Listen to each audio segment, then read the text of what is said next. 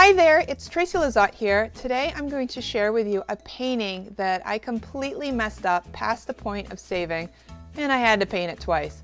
This here is the first painting, and right now I'm pretty pleased.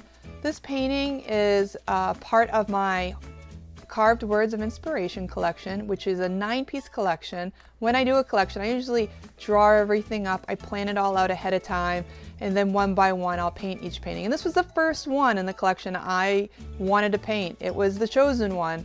Now the reason why I chose this one first was for the reference photo up to the right. I really liked the way this tree looked. I thought it was really unique and had a lot of interesting textures and values for me to capture in this painting.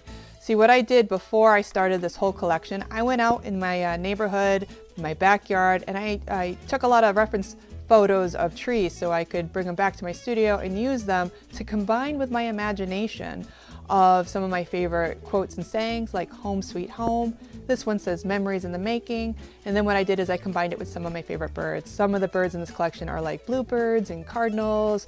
This painting has a lovely pair of hummingbirds, the female in the nest and the male flying to her. In case you're wondering what that yellow stuff is that I'm peeling off the painting right now, it's called masking fluid. It paints on like a fluid and then dries to like a latex that you can rub off when you're ready, which is what I'm doing now. And those of you that may have seen my tutorials before know I love this stuff and use it in most of my paintings. I love layering it to help create textures and shapes in my artwork. Now the hummingbirds I'm painting are a couple of ruby red throat hummingbirds. The male is the one with the bright red throat. And you'll notice I painted it yellow. Well, in watercolors, you really gotta think about how one color shines through another, and I want the red to really pop and have this really warmth to it. And in order to give that warmth and not a coolness, I put a layer of yellow underneath so it would shine through once all the layers are done. And it takes several layers to work up. The darkest layer on his red throat will have actually flecks of purple and stuff in it to help create some shadows. You'll also know I jump around the painting quite a bit to work up all the areas at once. That helps create a nice uniform appearance across the whole watercolor. However, right about now, I'm starting to get a sinking feeling that this is not coming out the way I imagined it, and I'm starting to get very frustrated. This is me frustrated.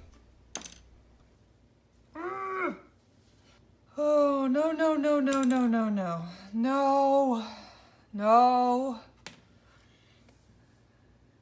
All right, let me explain to you what happened in this first painting that made me want to start over. Now, the whole reason why I chose this tree was for the darkness and the textures and the layers that I saw in the bark. When I started painting the birds, I realized that they were the same value as the tree and didn't pop out. I also didn't like how the green moss was coming out, and there was way too much going on with the text. It was just blending into the tree. They were all the same value. Nothing was lighter or darker. Nothing stood out. So I decided to scrap the first painting and completely redraw it and start again from the beginning. Now the second painting is on the left here, and you can compare it to the very first attempt I did on the right. And you can see as I'm painting the tree, I'm building the layers much more cautiously. I'm not as bold to drop in deep values of grays and browns. And I even pulled out an old print of a painting I did of a cardinal and a birch tree to help guide me with this painting in the second attempt.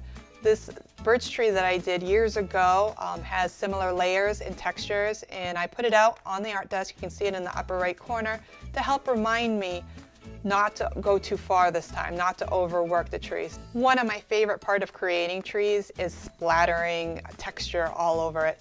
This is best done with a short bristled brush, something like a stencil brush. So when you flick it, you get that nice fine splatters of paint, which are so much fun to create and messy.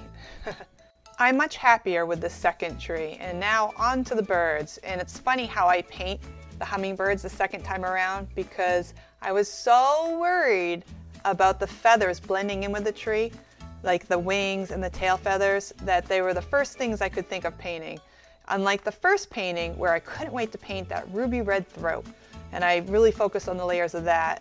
And the ruby red throat in the second painting was kind of an afterthought. I just was so focused on not losing the contrast, the darkness of the birds against a lighter tree this time. Very, very careful not to overwork the second painting like I did in the first one. You have to be very careful when you're painting with watercolors because you only have one source of white, and that's the white of the paper. And if you overwork that white, or you try to go in and lift paint out and rub the paint into the fibers of the paper, breaking the fibers of the paper, what you do is you destroy that lovely glow that you get from the watercolor paper that shines through your colors. I never want to lose that glow in my watercolors, and I lost it in this first painting, and definitely didn't make the cut. Here's the one that did. I'm very happy with the way the second attempt came out. Prints of this painting, along with the 8 other watercolors I created in the Carved Words of Inspiration collection, can be found in the print section of my shop on my website, TracyLizotteStudios.com. Once again, thank you for watching, and I hope you join me in the next video.